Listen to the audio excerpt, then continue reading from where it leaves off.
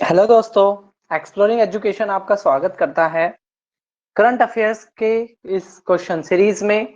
आज की सीरीज में हम बात करेंगे 21 जनवरी से लेकर 31 जनवरी तक आपके हिंदू न्यूज़पेपर से आपके क्या-क्या बेनिफिशियल करंट अफेयर्स के क्वेश्चन हो सकते हैं। इससे पहले हमने आप लोगों के लिए 1 से लेकर 10 जनवरी और 11 जनवरी से लेकर 20 जनवरी की 2 वीडियो आ चुकी है। इस एग्जाम सीरीज को दिल्ली पुलिस और यूपी के जो पीईटी का यूपी ट्रिपल एससी का जो पीईटी का एग्जाम होता है उसको देखते हुए शुरू करी है। बाकी आपके सभी एग्जाम के लिए बहुत बेनिफिशियल है। तो इस सीरीज को आपको शुरू से देखना है 1 जनवरी से। तो अब हम चलते हैं जनवरी के जो लास्ट 10 डेज है वहां से। तो पहला क्वेश्चन जो था, पहला क्वेश्चन आपके एग्जाम के लिए वेरी वेरी इंपॉर्टेंट है।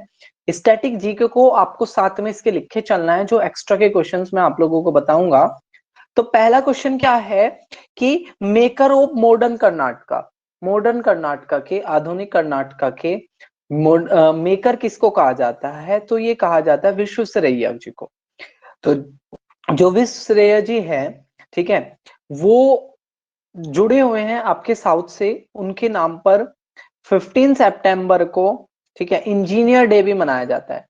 इंडिया और तंजानिया में 15 सितंबर को इनके बर्थडे पर इंजीनियर डे भी मनाया जाता है। इसके अलावा और एडिशनल क्वेश्चन क्या आ सकता है कि विश्वेश्वरैया आयरन और स्टील प्लांट आपका कब सेटअप हुआ था? तो 1923 के आसपास ये आपका स्टील प्लांट सेटअप हुआ था।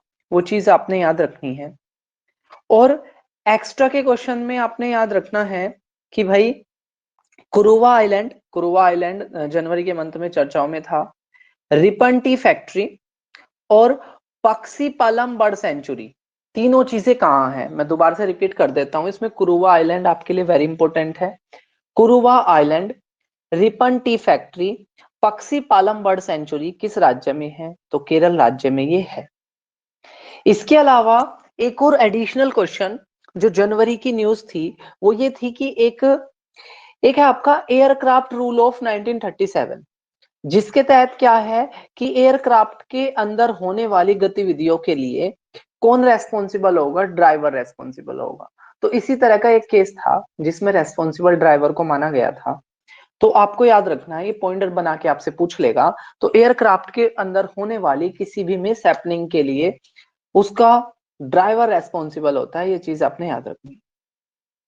चलिए नेक्स्ट क्वेश्चन में की अगर हम बात करें, डेजर्ट वॉरियर एक्सरसाइज किन दो देशों के बीच में कराई जाती है? तो डेजर्ट वॉरियर एक्सरसाइज इंडिया और इजिप्ट की एक्सरसाइज है। इंडिया इजिप्ट की एक्सरसाइज है डेजर्ट वॉरियर एक्सरसाइज, ठीक है। और ये एयरफोर्स की है। इंडिया और इजिप्ट के बीच में होने वाली एयरफोर्स की एक्सरसाइज का नाम है डेजर्ट वॉरियर। ये चीज आपने याद रखनी है। अब एक और स्टैटिक का, जो स्टैटिक के क्वेश्चन में दे रहा हूं वो आप साथ साथ लिखते चलोगे। स्वेज कैनाल, जिसको 1869 में जिसकी ओपनिंग हुई थी, तो उसको वो कौन से दो वाटर बॉडी को जोड़ती है? तो रेड सी और मेडिटेरियन सी। रेड सी यानी कि लाल सागर और भूमध्य सागर को ये जोड़ती है। लेक्स कह रहा है what is the name of the search engine of Microsoft? Microsoft के सर्च इंजन का क्या नाम है? तो माइक्रोसॉफ्ट के सर्च इंजन का नाम बिंग है। इंपॉर्टेंट क्वेश्चन है। नेक्स्ट कह रहा है, fourth question very very important है आपके एग्जाम की दृष्टि से। बेसिकली क्या होता है, जैसे न्यूज पे जो न्यूज एजेंसियां होती है तो वो क्या करती है, अपने बहुत सारे रिपोर्टर को लगाती है, वो ग्राउंड पे न्यूज को इकट्ठा करते हैं, उसके बाद फिर वो पब्लिश करते हैं। अब क्या है, गूगल उन न्यूज़पेपर वाले की मेहनत को अपनी वेबसाइट पे डाल देता है।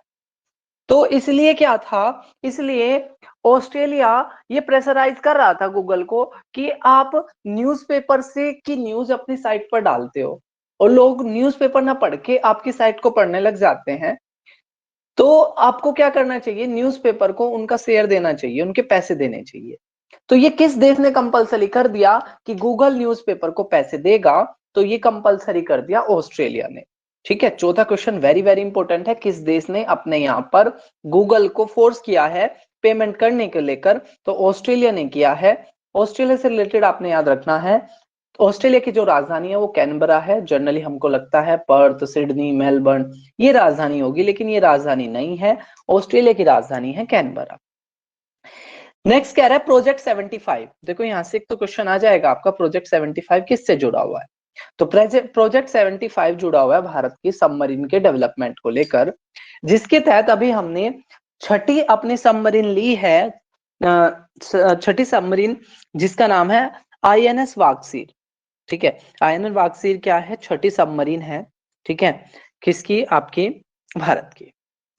नेक्स्ट कह रहा है who release the report as the name of nature risk. Nature risk, प्रकृति के रिस्क को लेकर एक रिपोर्ट जारी करी गई है, और इसको जारी किया है यूएनईपी ने। ठीक है, यूएनईपी ने जारी किया है, यूनाइटेड नेशन इन्वायरमेंट प्रोग्राम, संयुक्त राष्ट्र पर्यावरण, ठीक है, प्रोग्राम के नाम से, कार्यक्रम के नाम से लॉन्च किया गया है। अब यहाँ पर एक और चीज आपने याद रखनी है, what is the full form of SAGAR? SAGAR की फुल फॉर्म होती है project security for growth all in region. तो ये जो आपका सबमरीन वाला था, ये सागर प्रोजेक्ट के तहत इसको शुरू किया गया था। Project security for growth all in region, ये सागर की फुल फॉर्म है, जो आपके सबमरीन के डेवलपमेंट से जुड़ी हुई है। ये चीज आप याद रखोगे। नेक्स्ट कह रहा है नेक्स्ट क्वेश्चन कह रहा है which state of India vie for the UNESCO tag. तो बेसिकली क्या है, यूनेस्को को लेकर, ठीक है, यूनेस्को के अंदर खुद को इनरोल कराने के लिए किस जगह को छांटा गया है? तो अहोम बुरियल साइट। तो आसाम के अंदर जो आपका अहोम पड़ता है, यहां पर क्या होता था कि जैसे जो आपकी व्यवस्था होती है दफनाने की, वो व्यवस्था थी। तो इस चीज को इन्होंने किसके पास भेजा? यूनेस्को के पास स्पेशल टैग लगवाने के लिए भेजा है। ठीक है, हेरिटेज साइट के रूप में, ठीक है, इसको भेजा है, क्योंकि यूनेस्को क्या करता है, इस तरह की जो कल्चरल चीजें होती है उनको रिकॉग्नाइज करता है। तो अहोम बुरियल साइट को आपने याद रखना है कि भारत की तरफ से यूनेस्को के अंदर भेजा गया है। अब देखने वाली बात होगी कि आगे होता है कि नहीं होता है। नेक्स्ट क्वेश्चन कह रहा है new prime minister of New Zealand. New Zealand के नए प्राइम मिनिस्टर किसको बनाया है? तो क्रिप्स हिपकिंस को न्यूजीलैंड के नए पीएम बनाया गया है। और न्यूजीलैंड से रिलेटेड आपने एक और चीज याद रखनी है कि कौन सा देश स्मोकिंग को बैन कर रहा है, लेकिन ये क्या कर रहा है, फेज मैनर में कर रहा है, कि पहले 10 साल तक के को नहीं मिलेगी, फिर 10 से 20 साल तक के को नहीं मिलेगी। तो ये फेज मैनर में स्मोकिंग को कौन बैन लगा रहा है? तो ये लगा रहा है आपका न्यूजीलैंड। ठीक है, और जो नए पीएम बने हैं वो क्रिप्स हिफकिंस बने हैं। ठीक है, ये आपने याद रखना है। नेक्स्ट कह रहा है आपका लेपर्ड टैंक। तो बेसिकली क्या है, रशिया और यूक्रेन के बीच में युद्ध चल रहा है। तो यूक्रेन ने मांग करी थी कि जर्मनी अपने लेपर्ड टैंक को दे दे। अभी जर्मनी ने हालांकि मना किया है, और ये लेपर्ड टैंक जर्मनी के है, और जर्मनी ने जिस दूसरे देशों को ये लेपर्ड टैंक अपने दे रखे है ना, उसके साथ भी एग्रीमेंट कर रखा है कि वो बिना जर्मनी की परमिशन के, ठीक है, इसका प्रयोग नहीं करेंगे। तो इसलिए चर्चाओं में है, यूक्रेन डिमांड कर रहा है कि जर्मनी अपने लेपर्ड टैंक को उसकी मदद के लिए लेकर आए। ठीक है, तो ये चीज आपने याद रखनी है। लेपर्ड टैंक किसके हैं? लेपर्ड टैंक है आपके यूक्रेन के।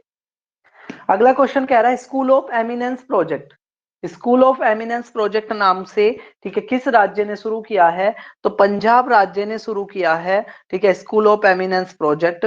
ठीक है, पंजाब राज्य के अंदर शिक्षा की गुणवत्ता को बढ़ाने के लिए project of eminence school of eminence project नाम से शुरू किया गया है। ठीक है, पंजाब राज्य के सीएम भगवत मान है, आम आदमी पार्टी से है। ठीक है, और राजधानी चंडीगढ़ है। ये चीज आपने याद रखनी है। नेक्स्ट कह रहा है which bank recently launch ATI bond. ये बैंकिंग के एग्जाम की दृष्टि से वेरी इंपॉर्टेंट है। एटीआई बॉन्ड क्या होते हैं? जब कोई बैंक का पैसा वापस नहीं आता है, तो वो 90 डेज के अंदर उसको, ठीक है, एनपीए के अंदर डाल देता है। तो उसकी रिकवरी के लिए बैंक एटीआई बॉन्ड जारी करते हैं, और ये आपके अनसिक्योर बॉन्ड होते हैं, क्योंकि इनकी कोई मैच्योरिटी पीरियड नहीं होती। ठीक है, कोई मैच्योरिटी पीरियड नहीं होती, नहीं तो अदरवाइज क्या होता है, बॉन्ड में आपकी मैच्योरिटी पीरियड होती है कि 1 साल के बाद इतने पैसे ले जाना भाई, 2 साल के बाद इतने पैसे ले जाना। लेकिन ये अनसिक्योर बॉन्ड की कैटेगरी में आते हैं एटीआई बॉन्ड, क्योंकि इनकी कोई मैच्योरिटी डेट नहीं होती। नेक्स्ट अगर हम क्वेश्चन की बात करें तो नेक्स्ट क्वेश्चन कह रहा है कि 26 जनवरी आने वाली थी उस समय की, क्योंकि करंट अफेयर्स है ये, तो ऑपरेशन अलर्ट शुरू किया गया था उसकी सुरक्षा को देखते हुए। किसने? भारत के बीएसएफ जो फोर्स है, बॉर्डर सिक्योरिटी फोर्स, जो भारत पाकिस्तान और भारत और बांग्लादेश बॉर्डर की सुरक्षा करती है, उसकी सुरक्षा को देखते हुए बीएसएफ ने, ठीक है, आपका ऑपरेशन अलर्ट शुरू किया था। नेक्स्ट क्वेश्चन कह रहा है कि भाई नैनो डीएपी, ठीक है, नैनो डीएपी था ये एक्चुअली, ये डीपी लिखा गया। तो बेसिकली क्या है, अभी हम फर्टिलाइजर डालते हैं और फर्टिलाइजर क्या होता है, सॉलिड फॉर्म में होता है। अब भारत सरकार क्या कर रही है, लिक्विड फर्टिलाइजर लाया जा रहा है मार्केट में, ठीक है, जो उसी की तरह काम करेगा और जिसको ट्रांसपोर्ट करना भी इजी होगा, ठीक है, क्योंकि सॉलिड फर्टिलाइजर को ट्रांसपोर्ट करना थोड़ा सा बल्कि काम हो जाता है, तो इसको ट्रांसपोर्ट करना भी इजी होगा, लिक्विड फॉर्म में फर्टिलाइजर के रूप में काम करेगा, ठीक है, और इसका नाम क्या रखा गया, नैनो डीएपी। नैनो डीएपी क्या है, लिक्विड फर्टिलाइजर का नाम है, जो फर्टिलाइजर होगा वो तरल फॉर्म में होगा। 14 क्वेश्चन आपके एग्जाम की दृष्टि से वेरी वेरी इंपॉर्टेंट है। अभी हमने चलो बीएसएफ देखा था, तो बीएसएफ से रिलेटेड एक क्वेश्चन देख लेते हैं। तो बीएसएफ से रिलेटेड एक क्वेश्चन है कि बीएसएफ कब बनी थी? 1 दिसंबर 1965 को बनी थी। कौन से दो बॉर्डर की सुरक्षा करती है? पाकिस्तान और बांग्लादेश वाले बॉर्डर की सुरक्षा करती है। एक और इंटरेस्टिंग क्वेश्चन मैं आपसे सेंसस से रिलेटेड पूछ लेता हूं कि वो कौन सा साल था जिस साल सेंसस नहीं हुआ था। भारत में सेंसस क्या होता है, जनरली हर 10 साल के बाद सेंसस होता है। 1972 में सबसे पहला सेंसस हुआ था लॉर्ड मेयो के टाइम पर, लेकिन वो कंप्लीट नहीं हो पाया था। पहला कंप्लीट सेंसस 1881 में हुआ था लॉर्ड रिपन के टाइम पर, और जब से हर साल हर 10 सालों के बाद सेंसस होता है। लेकिन 1941 में 1941 में वर्ल्ड वॉर चला हुआ था, वर्ल्ड वॉर सेकेंड, जिसकी वजह से सेंसस नहीं हो पाया। और अभी 2021 में जो सेंसस होना था वो कोरोना की वजह से नहीं हो पाया। तो ये इस वजह से मैंने आपको ये क्वेश्चन को कोरिलेट किया है, क्योंकि एग्जाम में क्वेश्चन आया कब सेंसस नहीं हो पाया, तो आपके माइंड में सिर्फ 2021 रहेगा। ठीक है, तो इस सेशन की सबसे अच्छी बात यही होती है कि हम स्टैटिक के बहुत सारे क्वेश्चन आप लोगों के लिए कवर कराते हैं। नेक्स्ट क्वेश्चन कह रहा है हक्कू पत्रा। तो बेसिकली क्या है, भारत के प्रधानमंत्री नरेंद्र मोदी जी ने लंबानी कम्युनिटी, ठीक है, जो कर्नाटक के अंदर एक कम्युनिटी पड़ती है, जैसे राजस्थान में बंजारा है, ठीक है, ऐसे डिफरेंट डिफरेंट जगह पर कम्युनिटी है। तो इनके पास क्या होता है, कोई भी डॉक्यूमेंट नहीं होता है, ठीक है, इनके पास क्या नहीं होता है, कोई भी डॉक्यूमेंट नहीं होता है। तो ये क्या होता है, जंगल में जनरली ये रहते हैं और उनको इनके पास कोई डॉक्यूमेंट नहीं होता है। अभी नरेंद्र मोदी जी ने क्या किया है, इनको हक्कू पत्रा जारी किया है, जो इनके राइट्स दिलाएगा इनके लैंड को लेकर। यानी कि इसमें ये मेंशन होगा कि यहाँ से यहाँ तक की जमीन इस व्यक्ति के नाम, यहाँ से यहाँ तक की जमीन इस व्यक्ति के नाम, जिनका नाम रखा गया है हक्कू पत्रा। तो हक्कू पत्रा आपने याद रखना है। एक तो लंबानी कम्युनिटी आपने याद रखनी है कर्नाटका की, हक्कू पत्रा आपने याद रखना है, ठीक है, कि किस कम्युनिटी को दिया है, लंबानी कम्युनिटी को। चलो नेक्स्ट क्या है, देखो एक होता है आपका फ्लाई एश, यानी कि जो धूल मिट्टी जो बच जाती है, ठीक है, जैसे सीमेंट का अगर कहीं काम होता है तो उससे धूल मिट्टी जो हो जाती है, तो बेसिकली क्या हुआ है, इसको भी क्या किया जाए, किसी न किसी काम के लिए यूज किया जाए, ठीक है, या इसका इमिशन कम से कम किया जाए। तो उसको लेकर क्या किया है, मिनिस्ट्री ने एक नोटिफिकेशन दिया है, ठीक है, और एक एप्लीकेशन बनाई है जिसका नाम रखा है, एक प्रोग्राम बनाया जिसका नाम रखा है एस्ट्रैक। तो एस्ट्रैक आपसे पूछे किससे जुड़ा हुआ है, फ्लाई एश के यूजेस को से जुड़ा हुआ है आपका एस्ट्रैक। नेक्स्ट कह रहा है कौन से राज्यों ने रिलीजियस टेक्स्ट यानी कि धार्मिक किताबें भी पढ़ाई जाएगी, ठीक है, जो नॉर्मल करिकुलम होता है उसके साथ साथ धार्मिक पुस्तकों को भी किस राज्य में पढ़ाया जाएगा? तो ये पढ़ाया जाएगा मध्य प्रदेश में, ठीक है, मध्य प्रदेश के अंदर धार्मिक पुस्तकों को भी पढ़ाया जाएगा। अगला एक और क्वेश्चन में जो जनवरी से इंपॉर्टेंट था वो ये था कि जो कुछ रेसलर, ठीक है, ब्रजभूषण सिंह के खिलाफ, और जिस तरीके से भारत की ये काम करता है, ठीक है, उसको लेकर, ठीक है, उसको लेकर इन्होंने कुछ विवाद उठाया था। तो सुप्रीम कोर्ट ने एक कमेटी बनाई थी और उस कमेटी के जो हेड थे, ठीक है, उस कमेटी के हेड रखा गया है, गवर्नमेंट ने कमेटी बनाई थी, ठीक है, उनके कंसर्न को देखने को लेकर उस कमेटी के हेड किसको बनाया गया? तो उस कमेटी के हेड बनाया गया मैरी कॉम को, ठीक है, उस कमेटी के हेड बनाया गया किसको? मैरी कॉम को। नेक्स्ट कह रहा है पराक्रम दिवस कब मनाया जाता है? तो 23 जनवरी को सुभाष चंद्र बोस का बर्थडे आता है, उनके बर्थडे को पराक्रम दिवस के रूप में सेलिब्रेट किया जाता है।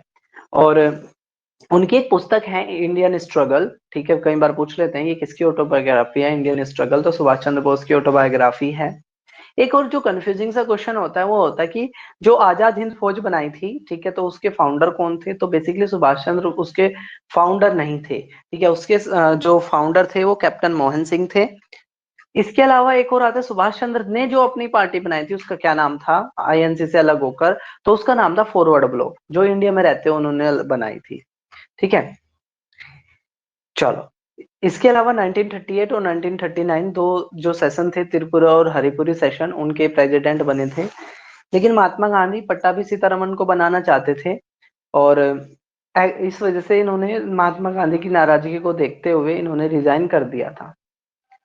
नेक्स्ट कह रहा है कि देखो, अंडमान निकोबार के 136 आइलैंड का नाम बदलकर परमवीर चक्र अवॉर्डी के नाम पर रख दिया गया है। डिफरेंट डिफरेंट परमवीर चक्र अवॉर्डी है, जैसे मनिक साहा, इस तरीके से क्या है, बहुत सारे परमवीर चक्र अवॉर्डी के नाम पर इन आइलैंडों के नाम रख दिए गए हैं। तो आपसे ये तो नहीं आएगा पर्टिकुलर आइलैंड का नाम, लेकिन 126 आइलैंड किसके नाम पर रखे गए हैं वो आप याद रखोगे कि अंडमान निकोबार के 126 आइलैंड का नाम बदल कर रखा गया है परमवीर चक्र अवॉर्डियों के नाम पर।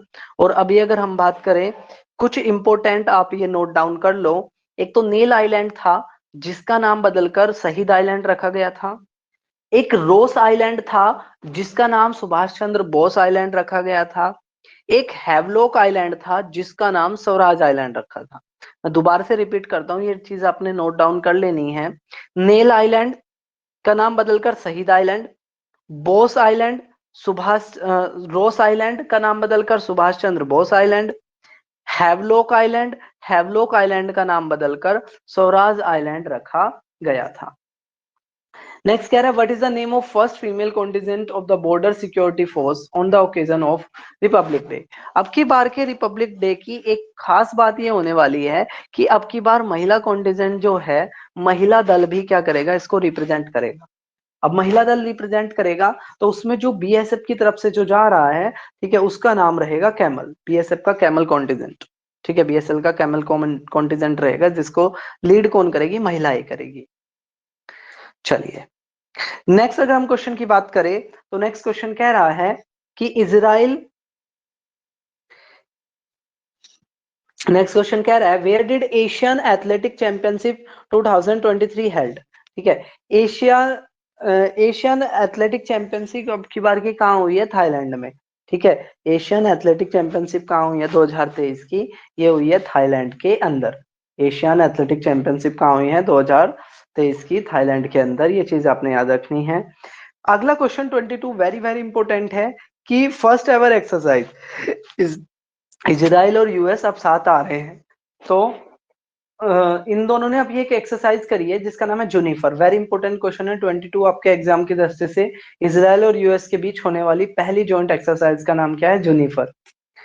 नेक्स्ट कह रहा है कि देखो, डब्ल्यूटीओ के अंदर, ठीक है, वर्ल्ड ट्रेड के अंदर क्या किया गया? पहली बार एक एग्रीमेंट किया गया है, ठीक है, फिशरीज को लेकर कि मछलियों के लिए क्या बने कि उनको ना उपयुक्त टाइम मिले, ठीक है, फर्टिलाइजेशन के लिए उपयुक्त टाइम मिले, इसके अलावा उनके लिए प्रॉपर व्यवस्था बने।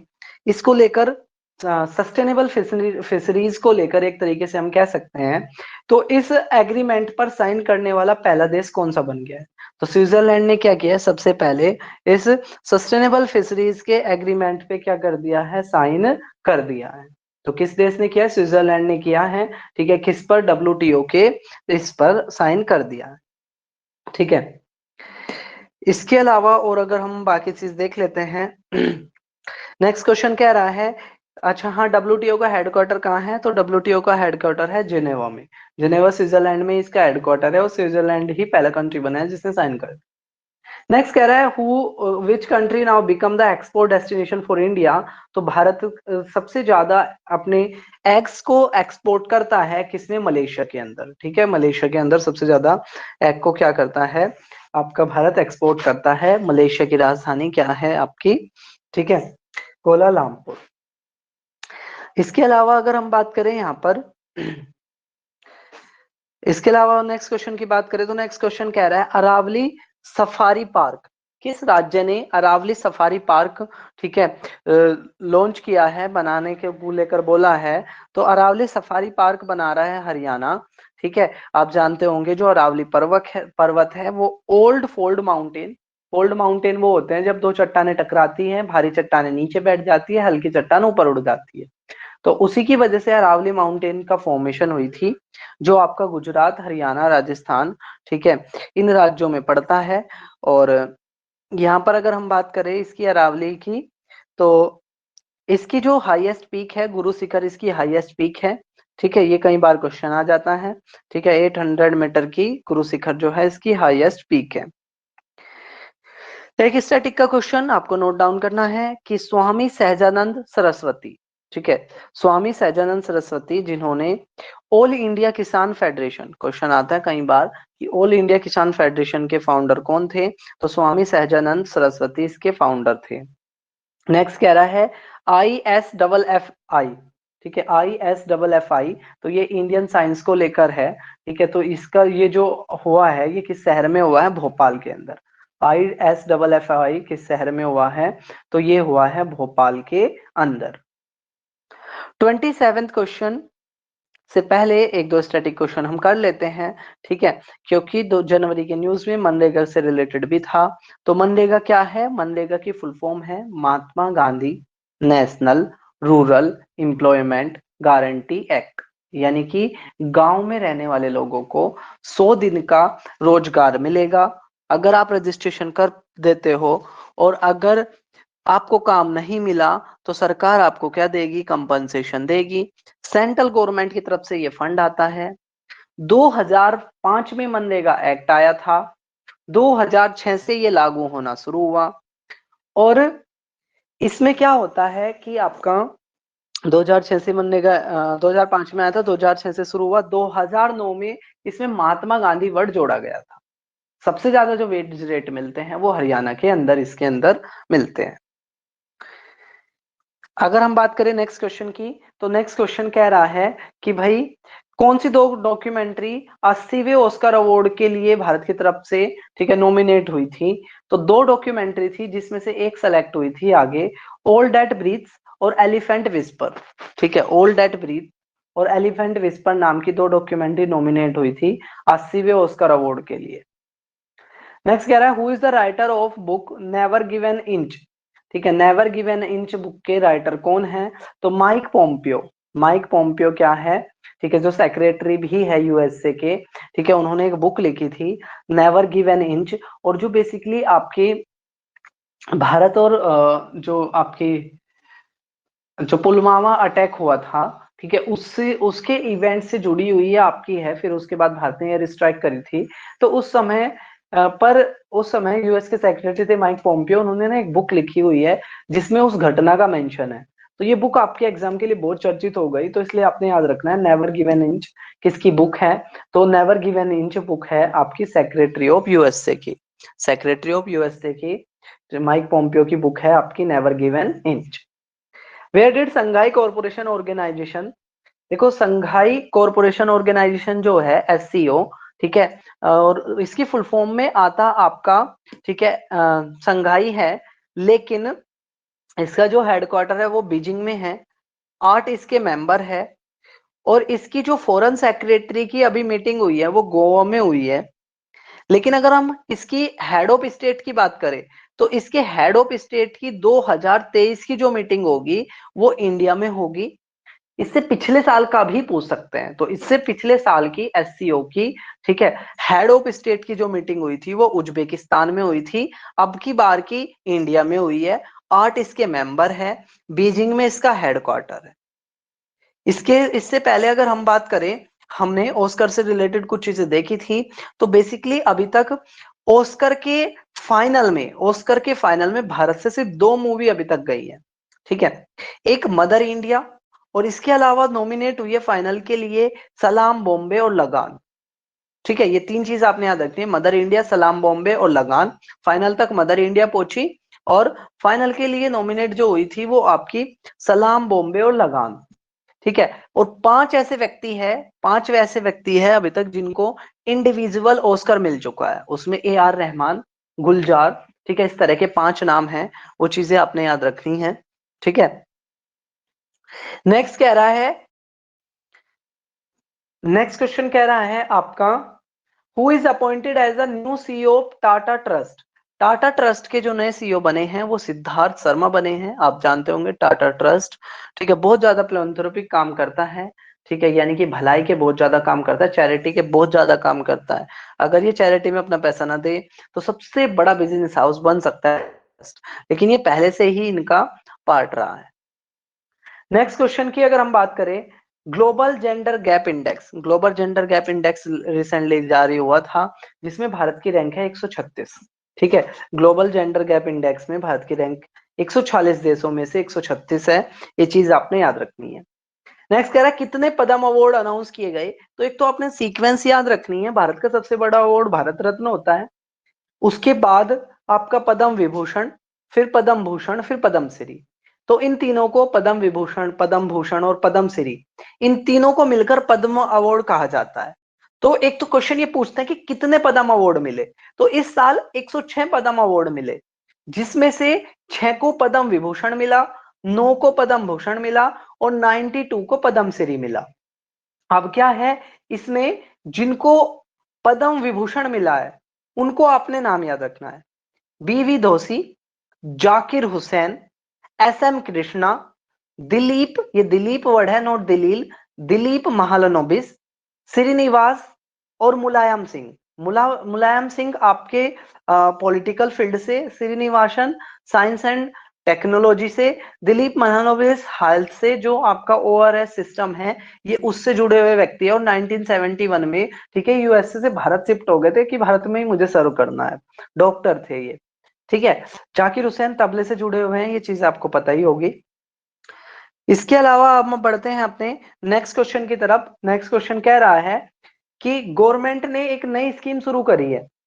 पहले क्या था, पहले भाई मॉन्यूमेंट को सुरक्षा देना ये गवर्नमेंट की गवर्नमेंट के क्या है, डीपीएसपी का पार्ट है, ठीक है, कि भाई गवर्नमेंट क्या करेगी, मॉन्यूमेंट की सुरक्षा करेगी, और ये हमारी फंडामेंटल ड्यूटीज भी है मॉन्यूमेंट की सुरक्षा करना, उनको सजा के रख मतलब उनको बचाना, ठीक है।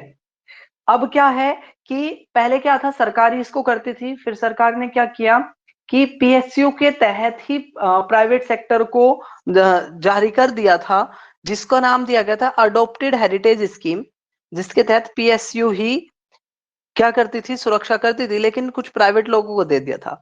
अब क्या है, प्राइवेट कंपनियां भी आ सकती है, और जिसका नाम रखा गया है मॉन्यूमेंट मित्र स्कीम।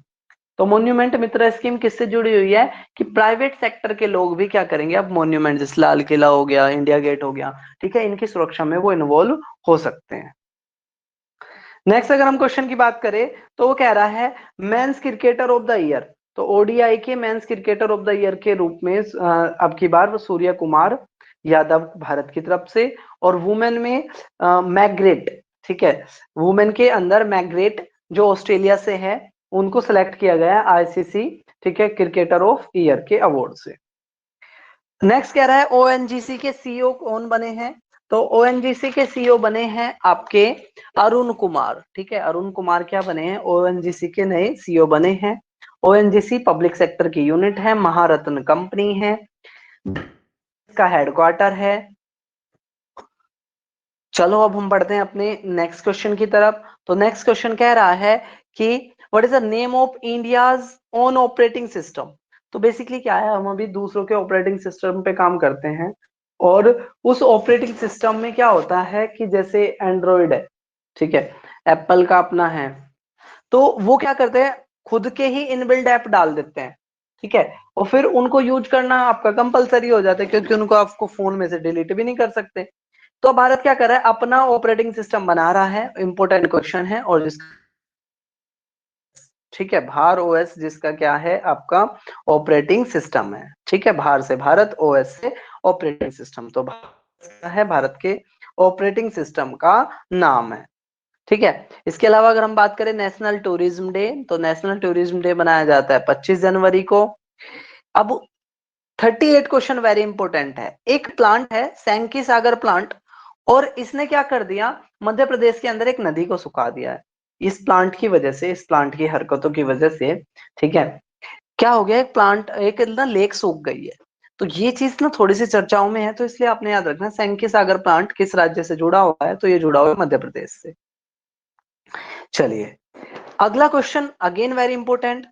रिपब्लिक डे की परेड हर साल राजपथ पे होती थी, लेकिन अब की बार रिपब्लिक डे की परेड राजपथ पर ना होकर, ठीक है, कहाँ होगी, कर्तव्य पथ पर होगी। ठीक है, तो नाम बदलने वाली चीज है, तो कर्तव्य पथ आपने याद रखना है, कर्तव्य पथ पर रिपब्लिक डे की परेड इस साल होगी।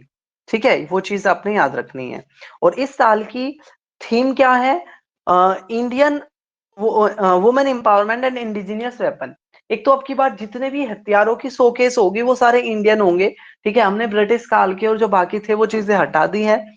और दूसरा क्या है, अब की बार जितने भी दल जाएंगे, सीआरपीएफ के, सीएसीएफ के, इन सब के जो कॉन्टिजेंट है उसको लीड महिलाएं करेगी। तो इसलिए इसकी थीम रखी गई है women empowerment and indigenous weapon. वो चीज आपने याद रखनी है। ठीक है, नेक्स्ट कह रहा है कि देखो भारत कौन सा मिशन भेज रहा है, सूर्य पे अपना एक मिशन भेज रहा है जिसका नाम क्या है, आदित्य L1। उससे रिलेटेड मैं आपको कुछ स्टैटिक चीजें बता देता हूं। एक तो भारत ने इससे पहले भी एक बार कोशिश करी थी एस्ट्रोसेट। ठीक है, तो एस्ट्रोसेट भी किससे जुड़ा हुआ है, आपका एस्ट्रोसेट भारत ने मिशन था 2015 का। L1 पॉइंट क्या है, क्योंकि इसके नाम में जुड़ा हुआ है आदित्य L1, तो L1 दिखाता है उस लोकेशन को दिखाता है जहां से कम फ्यूल में सूर्य तक चीजों को भेजा जा सकता है। ये वो एक पॉइंट का नाम है L1। ठीक है, इसके अलावा अगर आपसे पूछ ले कि पार्कर सोलर मिशन, ठीक है, सन के ऊपर, सन का हमारा आदित्य L1 है, तो पार्कर सोलर मिशन आपसे पूछ सकते हैं। तो यूएसए की अंतरिक्ष एजेंसी नासा, नासा के उसका मिशन का नाम है आपका पार्कर सोलर मिशन। अगला क्वेश्चन कह रहा है इंडियन स्टेट ऑफ फॉरेस्ट, ठीक है, वो एडिशनल में ही है। तो इंडियन स्टेट ऑफ फॉरेस्ट कितने सालों में जारी होती है, तो हर 2 साल में इंडियन स्टेट ऑफ फॉरेस्ट की रिपोर्ट जारी होती है। अभी जो हाल ही की जो रिपोर्ट आई थी 2021 की, उसके अनुसार अगर फॉरेस्ट कवर की बात करें, टोटल फॉरेस्ट कवर, तो भारत में 24.62 है। लेकिन अगर सिर्फ फॉरेस्ट कवर बोले तो 23.75%। ठीक है, होना कितना चाहिए, 33% होना चाहिए, 33% होना चाहिए, है कितना, 24.62। ठीक है, और सिर्फ फॉरेस्ट कवर देखे तो 23.75। अब इसमें क्या है कि अगर हम देखें कि टोटल फॉरेस्ट कवर के मामले में, तो सबसे पहला नंबर किसका आता है, मध्य प्रदेश का। ठीक है, सबसे पहला नंबर किसका आता है, मध्य प्रदेश का। अगर हम बात करें वो राज्य परसेंटेज के मामले में, मतलब टोटल एरिया के परसेंटेज फॉरेस्ट के मामले में अगर हम देखें, तो मिजोरम का नंबर आता है। ठीक है, इसमें और एडिशनल आपने क्या याद करना है, वो कौन से राज्य हैं जहां पर, ठीक है, फॉरेस्ट बढ़े हैं। तो उसमें आपका आंध्र प्रदेश, तेलंगाना, उड़ीसा, इन राज्यों में बढ़ा है। अरुणाचल प्रदेश, मणिपुर, मिजोरम, इन राज्यों में सबसे ज्यादा फॉरेस्ट का परसेंटेज कम हुआ है ओवर द टाइम। ठीक है, चलो एक और स्टैटिक का क्वेश्चन मैं आपसे पूछ लेता हूं, आपको नोट डाउन करना है। पुट्टुस्वामी केस किससे जुड़ा हुआ है, तो पुट्टुस्वामी केस जुड़ा है आपका राइट टू प्राइवेसी को लेकर, निजता के अधिकार से जुड़ा हुआ है पुट्टुस्वामी केस, जो ये कहता है कि भाई हर किसी व्यक्ति को क्या है, उसकी प्राइवेसी का अधिकार है, उसकी निजता का अधिकार है। एक और स्टैटिक क्वेश्चन जनवरी मंथ से जुड़ा हुआ है, और मैं इशू बताऊंगा क्यों, पहले ये वाला मैं आपको कवर करा देता हूँ। 44th क्वेश्चन, 44th क्वेश्चन ये कह रहा है कि एक है आपका इंटरनेशनल कोर्ट ऑफ जस्टिस है, आईसीजे जिसको कहते हैं, हेग के अंदर इसका हेडक्वार्टर है आईसीजे का।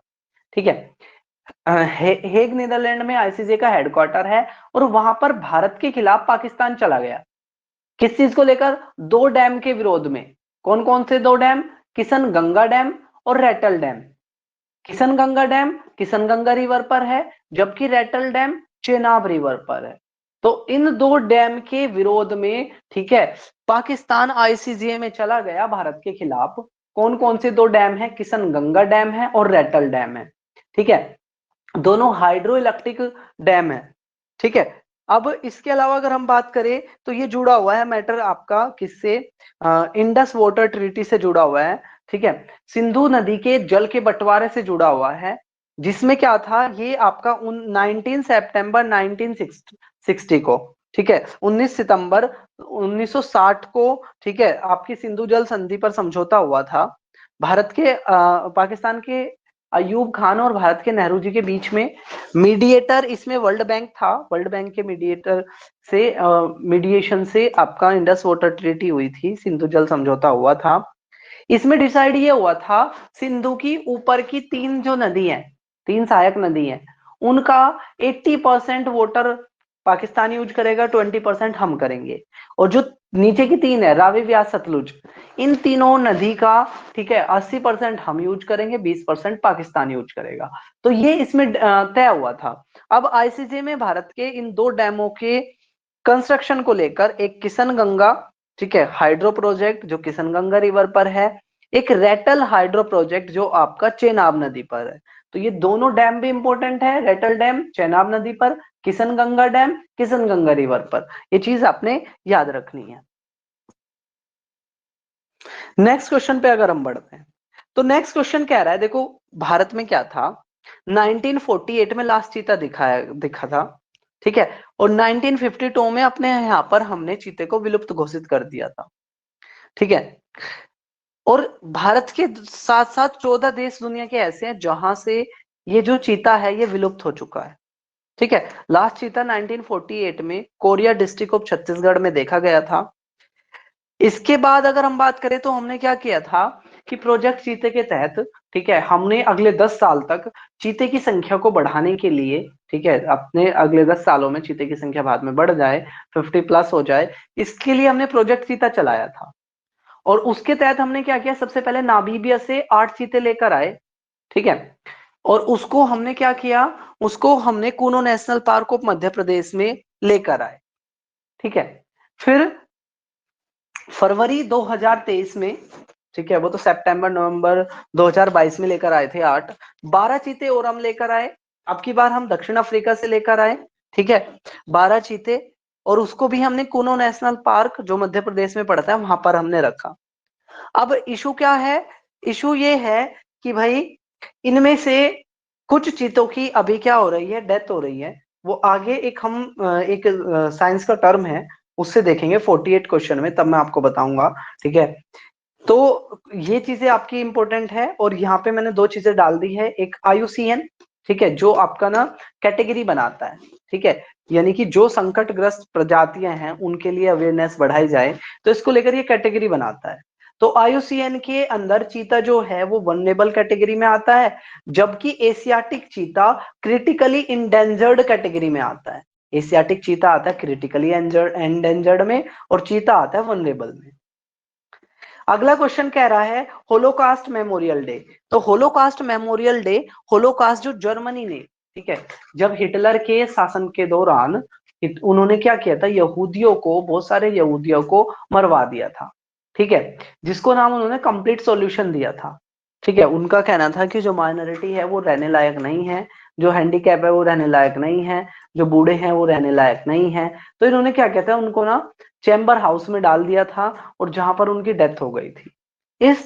इसको इंटरनेशनली, ठीक है, वर्ल्ड होलोकास्ट मेमोरियल डे के रूप में मनाया जाता है 27 जनवरी को।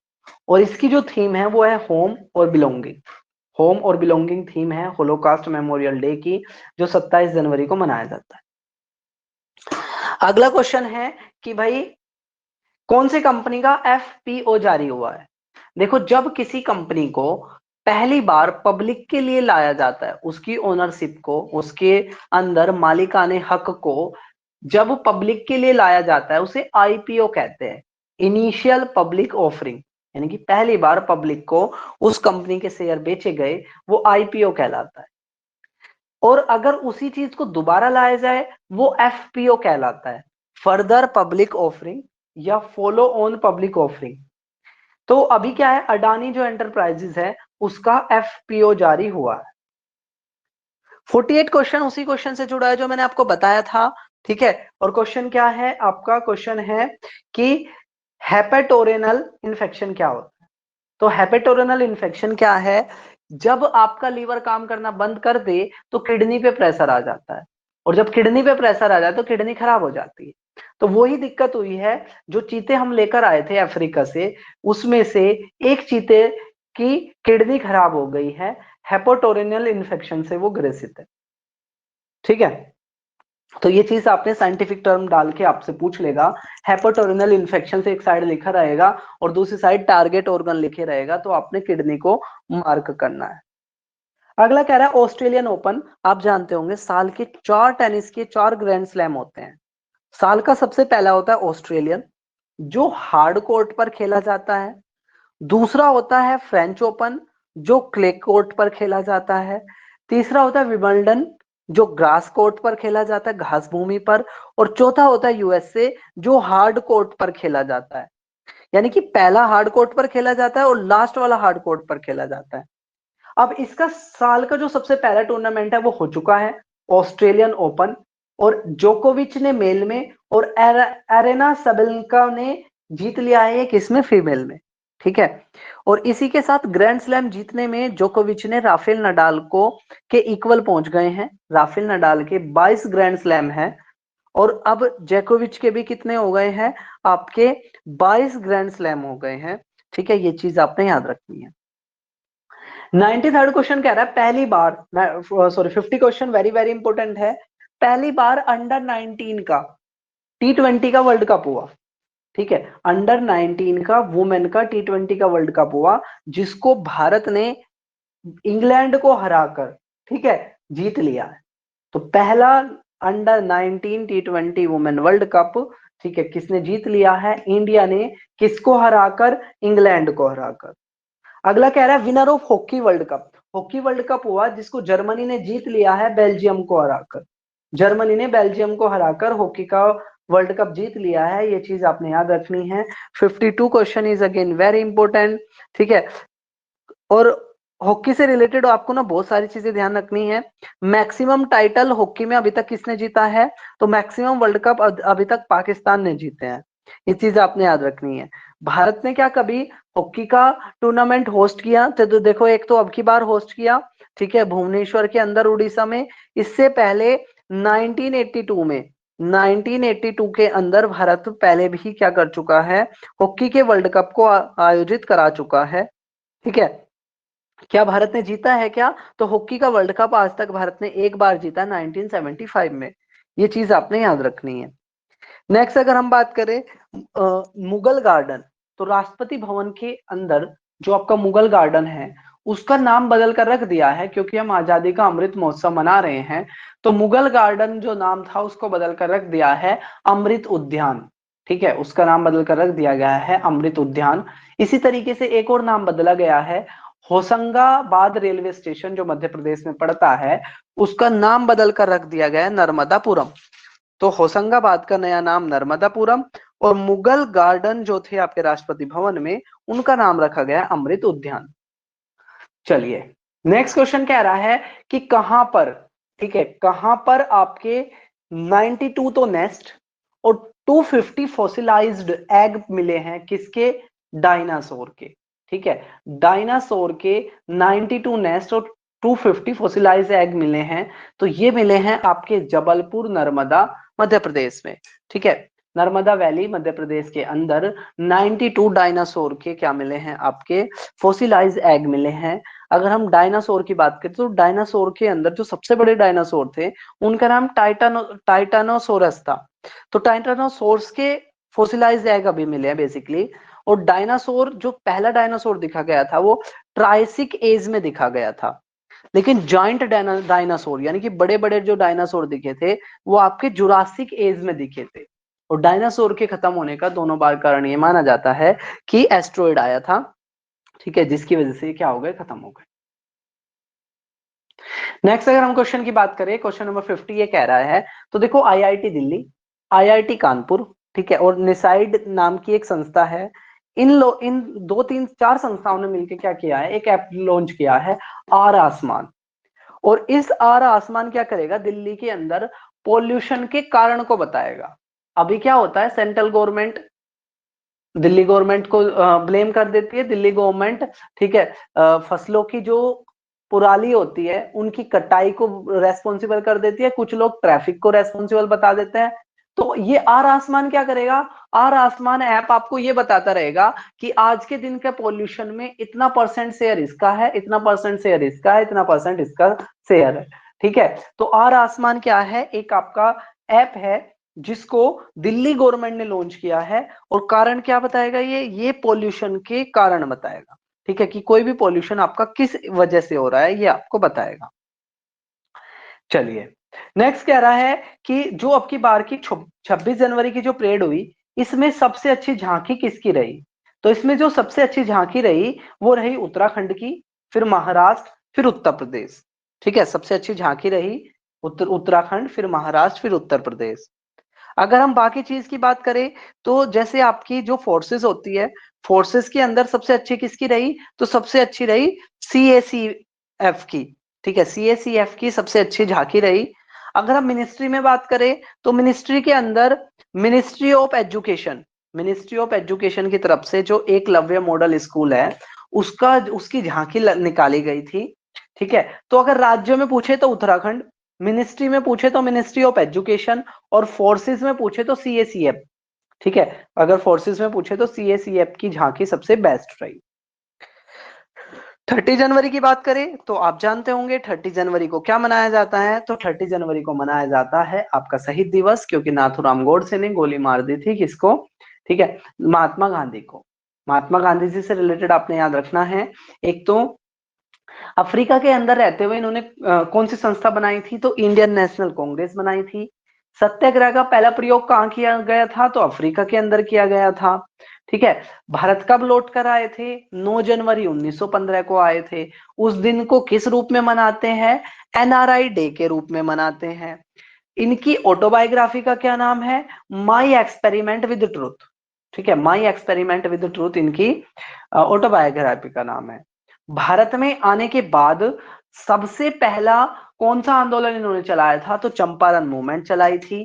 ठीक है, पहला ऐसा आंदोलन जिस पर गांधी जी फास्ट पर बैठे थे, तो गांधी जी फास्ट पर बैठे थे अहमदाबाद मिल स्ट्राइक के दौरान। ऐसा कोई इवेंट जब गांधी जी जेल के अंदर ही फास्ट पर बैठ गए थे, तो वो था पूना पैक्ट, जिसमें अंबेडकर जी के साथ इनके साइन हुए थे। पुणे की यरवदा जेल में ये अनशन पर बैठ गए थे। क्या कभी INC के प्रेसिडेंट बने, तो ये सिर्फ एक बार INC के प्रेसिडेंट बने 1924 में, और ये INC के 43वें प्रेसिडेंट थे। ठीक है, अब कुछ एक्स्ट्रा क्वेश्चन देख लेते हैं जो जनवरी के मंथ में इंपॉर्टेंट थे। कैल्प फॉरेस्ट, कैल्प फॉरेस्ट का थोड़ा सा मेंशन था। Kelp forest, KELP, kelp forest ऐसे फॉरेस्ट को बोलते हैं जो फॉरेस्ट अंडर वाटर होते हैं। ठीक है, वाटर के अंदर जो फॉरेस्ट होते हैं उनको हम क्या बोलते हैं, कैल्प फॉरेस्ट बोलते हैं। खेलो इंडिया यूथ गेम की शुरुआत कब हुई थी, खेलो इंडिया यूथ गेम की शुरुआत हुई थी 2018 में। इसके अलावा फाइनेंस कमीशन, फाइनेंस कमीशन का मेंशन किस आर्टिकल में है, वित्त आयोग, वित्त आयोग ये बताता है किस राज्य को कितने पैसे दिए जाएंगे। तो फाइनेंस कमीशन का मेंशन है आर्टिकल 280 में। और इसके अंदर क्या होता है, एक हेड होते हैं जिनको, और 4 आपके सदस्य होते हैं फाइनेंस कमीशन के अंदर, मतलब 5 मेंबर एक बॉडी होती है, एक हेड 4 सदस्य हैं, और प्रेसिडेंट इनको अपॉइंट करते हैं, 5 साल के लिए इनका अपॉइंटमेंट होता है। ठीक है, और अगर हम बात करें स्टेट फाइनेंस कमीशन, तो स्टेट फाइनेंस कमीशन का मेंशन है अनुच्छेद 243 में, आर्टिकल 243 में। अभी 15वीं फाइनेंस कमीशन बनी हुई है जिसके हेड है NK सिंह। और वैसे तो फाइनेंस कमीशन से 5 साल के लिए होती है, लेकिन अभी की जो फाइनेंस कमीशन है वो आपकी 6 साल कवर कर चुकी है। और इससे पहले भी एक बार जो 9वीं फाइनेंस कमीशन थी वो क्या कर चुकी थी आपकी, ठीक है, 6 साल कवर कर चुकी थी। तो ये चीज आपने याद रखनी है। तो ये थे हमारे जनवरी के लास्ट 10 डेज के करंट अफेयर के क्वेश्चन। अब हम नेक्स्ट वीडियो में लेकर आएंगे आपके लिए फरवरी के करंट अफेयर्स के क्वेश्चन। तब तक के लिए टेक केयर, जय हिंद, जय भारत।